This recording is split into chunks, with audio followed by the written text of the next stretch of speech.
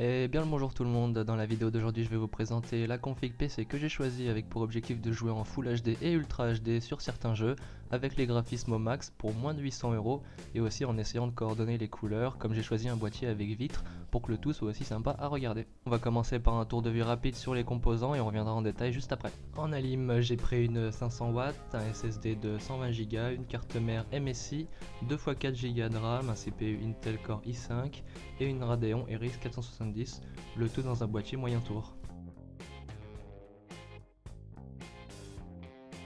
Et pour rester sur le boîtier, il s'agit du NZXT 340S noir optimisé pour le water cooling, deux ventilateurs sont fournis avec, la lime c'est une 500W de chez EVGA non modulaire, la RAM c'est du G-Skill 2x4 Go 2133 MHz CAS 15, le CPU c'est le i5 6500 de chez Intel, et pour la carte mère je suis allé chez MSI même si je préfère Asus en général.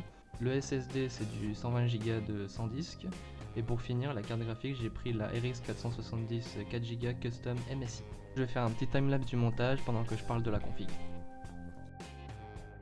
Pour cette config, j'ai une carte mère MSI, mais si comme moi vous préférez Asus, il y a la B150 Pro Gaming qui est juste un peu plus chère. Perso, j'ai voulu essayer MSI et pour le moment ça se passe très bien.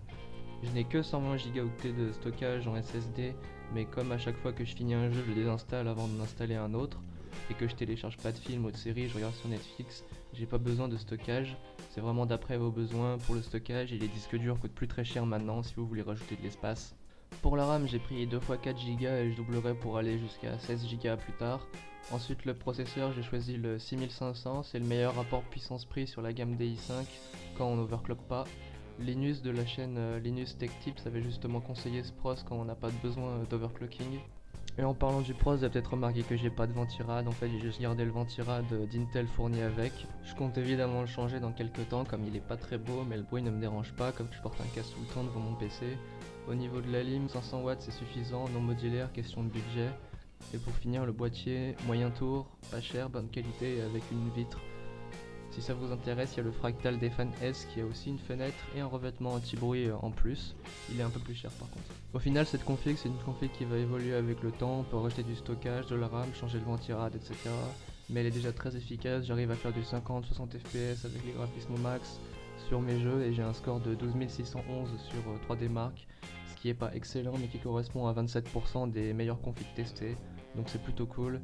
Je suis aussi juste au-dessus de la config minimale pour la VR. C'est bientôt la fin de la vidéo, la prenez pas pour un guide d'achat, je présente juste une config à moins de 800 €. Si elle vous intéresse, allez-y, mais il faut prendre en compte vos besoins et vos goûts pour une config.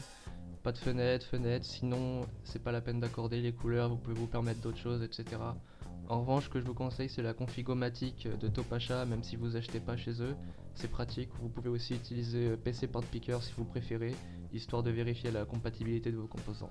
Merci d'avoir regardé, vous pouvez vous abonner pour mes prochaines vidéos, je vais en sortir une pour parler des AirPods et de l'iPhone 7 dans quelques jours. Si vous avez aimé la vidéo, vous savez quand même le faire savoir et à la prochaine.